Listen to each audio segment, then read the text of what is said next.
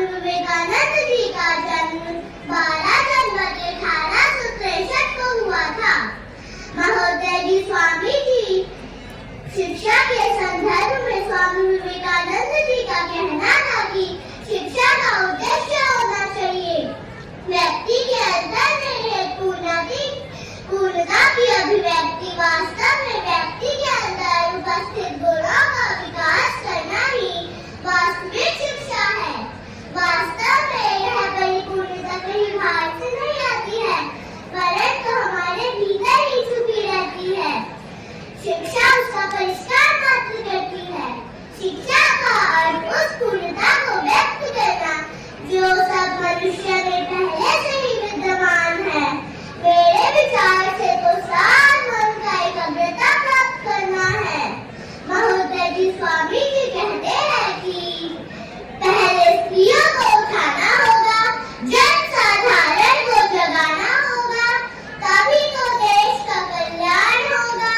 स्त्रियों की पूजा करके ही तो सभी जातियां बनी है।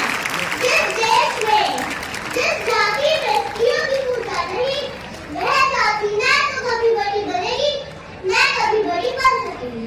महोदय जी स्वामी जी कहते हैं कि विश्वास विश्वास अपने आप पर विश्वास, वरना अपना करोड़ देवताओं के ऊपर और विदेशियों ने बीच बीच में जिन देवताओं को तुम्हारे बीच घुसा दिया है, उन सब पर भी तुम्हारा विश्वास हो और अपने आप पर विश्वास न हो तो तुम कदापि मोक्ष के अधिकारी नहीं हो सकते।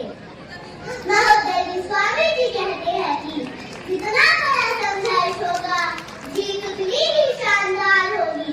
जैसा तुम सोचते हो वैसे ही बन जाओगे। अगर तुम तो निर्बल और सबल सोचोगे तो सबल ही बन जाओगे। मनुष्य के द्वारा दिए गए ईश्वरों के नामों में से सर्वश्रेष्ठ नाम सत्य है।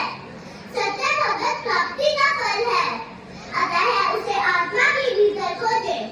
स्वामी विवेकानंद